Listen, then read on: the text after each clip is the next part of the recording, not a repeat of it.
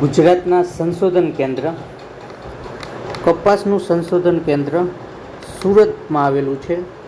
મગફળીનું સંશોધન કેન્દ્ર જૂનાગઢમાં, તંબાકુનું સંશોધન કેન્દ્ર આણંદ, બટાકાનું સંશોધન કેન્દ્ર ડીસા, શેરડીનું મુખ્ય સંશોધન કેન્દ્ર નવસારી, પેટા છે કોડીનારમાં, મકાઈનું સંશોધન કેન્દ્ર ગોધરા, ડાંગરનું સંશોધન કેન્દ્ર નવાગામમાં આવેલું છે.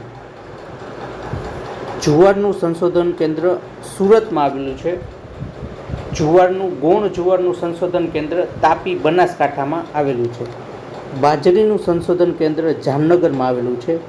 પિયત ઘઉંનું સંશોધન વિજાપુર મહેસાણા, જ્યારે બિન પિયતનું અનણેજ અમદાવાદ જિલ્લામાં આવેલું છે. તલનું સંશોધન કેન્દ્ર અમરેલીમાં, ખારેકનું મુન્દ્રા કચ્છ, નાળિયેરીનું સંશોધન કેન્દ્ર મહુવા ભાવનગરમાં આવેલું છે. કઠોળ પાકોનું સંશોધન કેન્દ્ર SDAU સરદાર કૃષિનગર દાંતીવાડામાં આવેલું છે. દિવેલાનું સંશોધન કેન્દ્ર દાંતીવાડામાં આવેલું, રાઈનું સંશોધન કેન્દ્ર દાંતીવાડામાં આવેલું, મરી મસાલાનું સંશોધન કેન્દ્ર જગુદણ મહેસાણામાં આવેલું, તેલબિયા પાકોનું સંશોધન કેન્દ્ર નવસારી, શાકભાજી પાકોનું સંશોધન કેન્દ્ર આવેલું છે આણંદ ખાતે.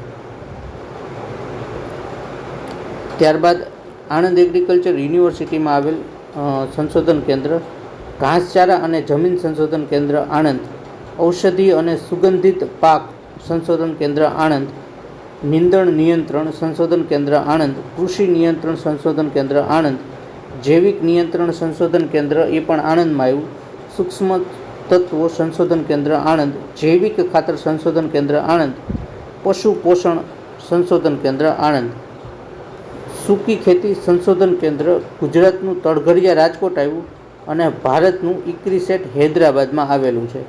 જમીન સંરક્ષણ કેન્દ્ર જે છે એ વાસદ આણંદમાં આવેલું છે. જમીન અને પિયત એનું સંશોધન કેન્દ્ર નવસારીમાં આવેલું છે. Thank you.